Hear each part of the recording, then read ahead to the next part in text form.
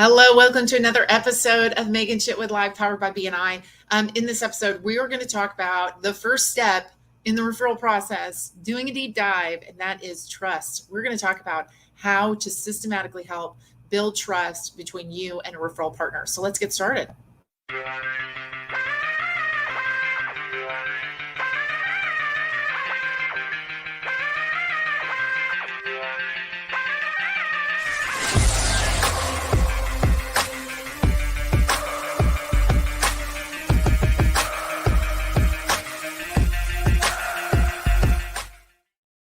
You can catch the show every Monday at 9 a.m. Central Time on Facebook, YouTube, and Twitter. You can also catch the replays on Instagram and obviously our YouTube channel. You can subscribe at Meaghan Chitwood to get notified as well. So we're talking about building trust. All right, we're talking about building trust. So remember, we're talking about a referral partnership that's going to help you grow your business by 30% or more. And that the foundation of all things is trust. That's the number one thing. That's the place you have to get started.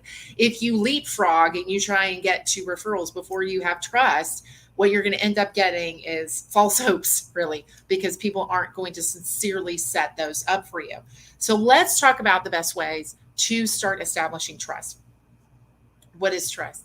Trust is that feeling I get when I have realized that you and I have common ground, we have common values, we have a common goal, and we can really work together and fit together really, really effectively because we're just generally the same types of people. We're not the same person, but we're the same types of people. And we both make each other feel really comfortable in putting our reputation on the line by ultimately referring you. That's what trust is. That's it. That's not the definition, but that's it. That's all it is. So in BNI, one of the tools we use to build trust is what we call the gains exchange. G of gains is G is goals, A is accomplishments, I is interest, N is networks, and S is skills. So let's break those down. Goals. If you have a similar goal orientation to me, I am going to get behind you. I'm rather goal oriented. I love hitting a target. I love systematically breaking something down and moving it forward. If you love that too, you and I are going to vibe, right? We're going to really understand each other, and we're going to understand each other, and we're going to move forward very, very well together. If I happen to be someone who's really laid back, I don't want to work that hard, and you're gangbusters, and I want to hit every target I set, all this kind of stuff, we're not aligned very, very, very well on goals. The other thing about goals that I think are really interesting too is if there's real meaning behind what you are trying to accomplish, then you are going to compel people to really want to help you reach that goal. I remember there was a person who does marketing in Birmingham, and awesome marketer, no question about it, awesome marketer. But the moment the switch really turned for me and I became a fan was when I realized why he was doing it. And it was to create a legacy for his family. And now I can really get behind that because it's a big goal. It's a big thing that he's really trying to accomplish. So goals, what are your goals? What do you ultimately want to do? What do you ultimately want to accomplish? It takes a little vulnerability to share those things, right? Because sometimes people could be like, whoa, are you crazy? However, that's a good way for you to size up if someone is similar to you, is if you share a big goal or you share whatever your goal is and they go, oh, wow, that's so interesting. You know that you're starting to really build and establish trust. Accomplishments. Most of the time, for us to be able to trust to give referrals to you, we just have to know that you're going to be really good at what you do. This is what kind of jobs have you done that have been brilliant? What kind of awards have you done that make you brilliant? All of those kinds of accomplishments. Those things help us build credibility for you as we're introducing you to someone. So if you're in marketing and you're an award-winning marketer, I can say, and they won blah, blah, blah award, right? And that adds to your credibility. Wow, they must be good if they if they won that award. Best-selling author, right? That's one that's all over the place. You're a best-selling author. Wow, you took the time to write a book, and then you took the time to market that book effectively to become a best-selling author. Those are accomplishments. Those are things that are going to help us build your credibility up as we're introducing you to people. And it builds your credibility up with us as well, knowing what those ultimate accomplishments are. Interests, right? Okay, so sometimes we end up in a position where we cannot do a business transaction. Great example of this, my sister. I cannot pass her referral just straight on business wise. However, if I can find some interest that you have in common with her, I can make an introduction that way. Easiest one to come up with is golf, right? A lot of times they say business gets done on the golf course, right? So if you and someone else has interest in playing golf, and that is a great and easy way to make that introduction. Hey, let's go play a game of golf. When we go out and play golf, then we have all this time to talk and get to know each other. That's finding a common interest to help make that introduction. So what are those common interests? Especially if you and I have dead on common interests, that's when things become awesome. So it's wintertime. I love snow skiing. I absolutely love it. The 1 week we go snow skiing each year is like my favorite week of the year. I love using my body. I can't think about business when I'm doing it. I love it. That's why I love it. If someone else loves it, we can talk about skiing. We can talk about where we've skied. We can talk about it over and over again. One of my son's playing on a basketball team, and there's a father who loves skiing also. And God, that's all we did for the last month. That's all we've talked about is skiing. It's all we've talked about. So we always have something to talk about, and we always have something to share. That helps establish a common ground and really ultimately a trust with just having that same interest. Networks are really interesting because some networks that you're a part of, some of them are very, very highfalutin clubs, right? So if you're part of a network that adds to your credibility, that's great. The other thing, though, around networks is there might be a network that I want to get into that you're already a part of. And so as we share information about those networks, again, we can establish trust because it establishes who you know in the community as well and your involvement in the community. And then last one, skills. I like to think about these things are outside of my normal business realm. What are other things? What are other skills that I have that I can, that really would be something that would just be a conversation starter? The best one I can think of is I love Excel spreadsheets. And I'm not the best in the world, but I'm better than the average person. So if somebody has a spreadsheet problem, you can probably send it to me. I can probably figure it out. Or I'll work really hard until I do figure it out one way or another. So those kinds of skills can be ways to help make introductions. And again, help us go, wow, that's really impressive that you can do that. So skills. So goals, accomplishments, interest, network, skills. Those are all things that you can use to really start building trust. We had a tool that we were using probably 12 years ago, and I had forgotten all about it until a BNI member just recently reminded me of it. And I'm going to share that with you because it is a great, great tool. BJ Davis reminded me of this amazing tool we used to use. There's 16 questions for an effective one-to-one. These 16 questions are questions that you can do to really deep dive into someone's business. And it gets us into step 2, but it also helps us build trust. So step 1 is building trust. Step 2 is gaining the knowledge about the other person's business to really be able to help them.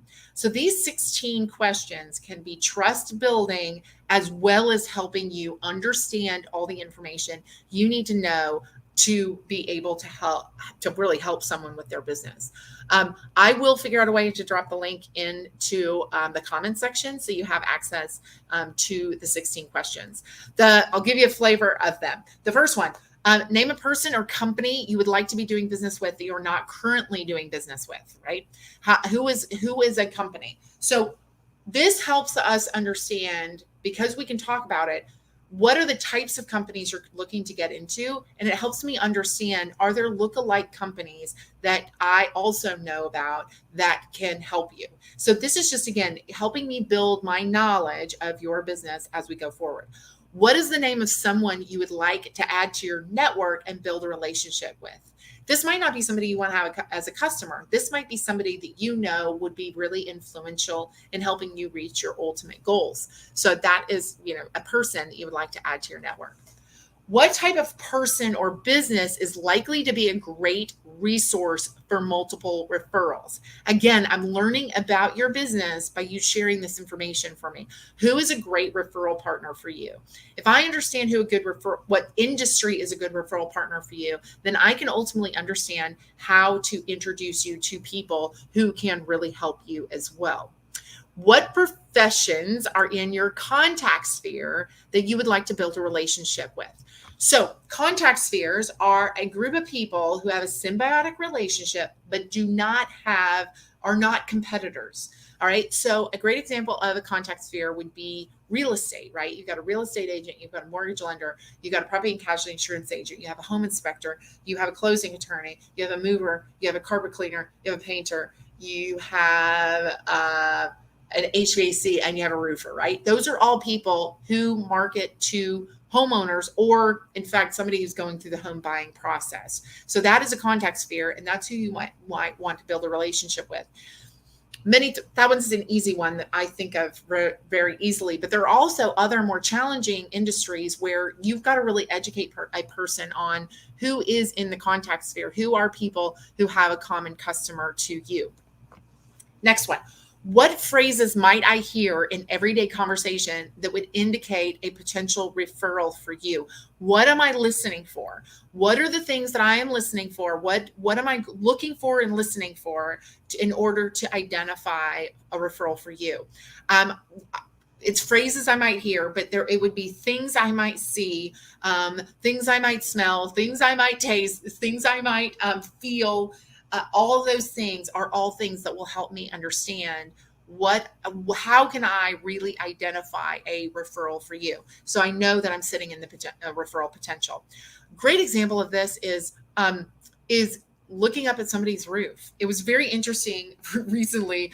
I'm walking, I walk out of my house. There's somebody walking by my house, and he points out that I have missing shingles, right? He's looking at my roof to see that I'm missing shingles, and then says, hey, you happen to have some missing shingles. Now, he didn't go so far as to say, do you need a good roofer? But he just was like, I just wanted you to know. But a roofer could tell me to look for missing shingles, and then I can that's something that I can look for to understand if there's a potential referral for you or not. What kind of questions can we ask to start a conversation about the potential need for your product or service? So what are the kinds of questions that you would ask about your business that I can ask on your behalf as I'm standing in the middle and I've identified this referral for you? So those would be things how would you start the conversation? You share that with me, and then I might feel comfortable enough to start that conversation for you. Which past customers best represent the kind of referral you're looking for? Another way of asking this is, who is your ideal client? Who do you love working with? So you can help us understand who and why, so then I can actually find more referrals for you as well. What are some visual cues that would let us know someone might be in the need for your product or service? So I've already mentioned that, right? What am I listening for, but what am I also seeing? How would we know if any of our family, friends, or neighbors might be a good referral source for you? How do we know if someone is a good referral source for you? What are the best referrals you've ever received? Tell me about the best referrals you ever received. How is it set up? What did the person say? What did the person buy? How did the whole thing happen? Out of all the members in your chapter, whose customers are also likely to be good customers for you? All right, so this one's a just direct B&I one, because we do group into communities called chapters. Who are other people in the chapter that their customers could be good customers for you as well? Sometimes we can help you establish a great relationship with someone within the chapter and help them understand there is a huge opportunity to help you. What kind of referrals are you not looking for? All right. What are you not looking for? Best example of this one I can think of is a budget question, right? Um, if you are high end and somebody has a small budget, that is not a referral that you are looking for. Recently met a couple of women who are opening up a salon that does hair extensions.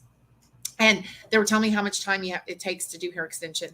And I looked at them and I was like, I am not the referral for you. As you can see, I broke up with my hairdresser. I didn't want to see her as often as I was seeing her. I still go get haircuts, but like, I do not want to be sitting in a salon chair. I am not a good referral for them. And I actually said that to them. I was like, God, there are people who love what you do, and I am just not one of them.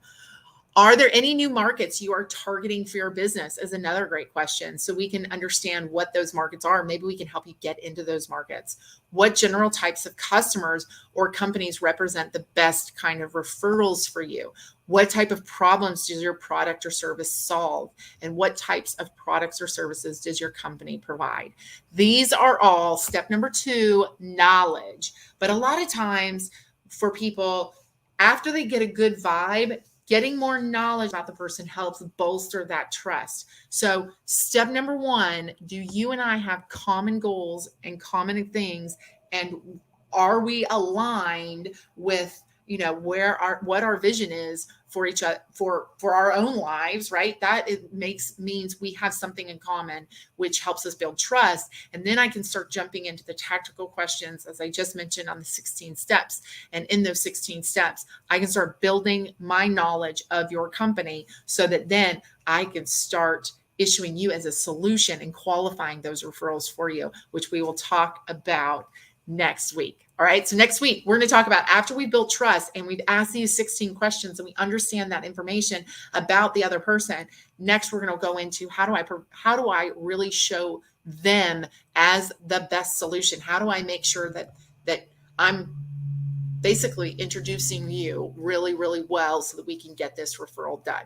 All right. So that is what we will see for next week. All right. See you again next week.